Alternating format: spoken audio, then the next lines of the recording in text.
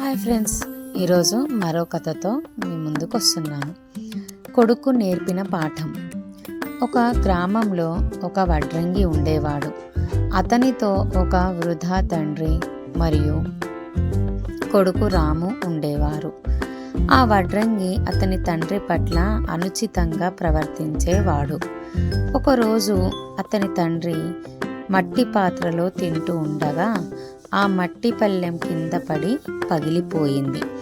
ఆ వడ్రంగికి చాలా కోపం వచ్చి అతని తండ్రిని కొట్టాడు. అది చూసి రాముకి బాధ కలిగింది. మరుసటి రోజు రాము తన తండ్రి పనిమూటలతో ఒక చెక్క పళ్ళెం తయారు చేయసాగాడు.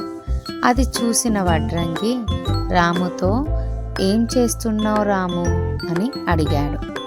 అప్పుడు రాము, "నేను నీ కోసం ఒక పగిలిపోని పళ్ళాన్ని చేస్తున్నాను.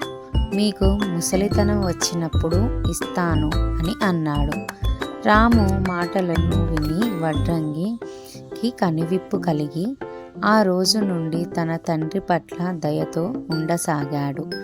కథలోని నీతి ఏమిటంటే పెద్దలను ఎప్పుడూ గౌరవించాలి. ఇప్పుడు మరొకటి. నాన్న అంటే ఉద్యోగం అంటూ ఉదయాన్నే లేచే వెళ్ళే నాన్న ఇంటి పనున్న ఉండలేడు. కంటి నిండా నిద్రపోలేడు. ఇంటినే కాదు అందరినీ ఒంటి స్తంభంలా మోస్తున్న నాన్న ఎప్పుడూ ఒంటరివాడే. సంపాదనంతా కుటుంబానికే ఇచ్చేసి మిగిలింది దాచిపెట్టి పిల్లల్ని మెరుగుపట్టడం కోసం, పదును పెట్టడం కోసం, అంశాల్ని శిక్షల్ని రక్షించి తాను శత్రువై కుటుంబ సౌఖ్యం కోసం ఇంట బయట నిరంతరం పోరాటం చేసే విస్తృత యోధుడు నాన్న.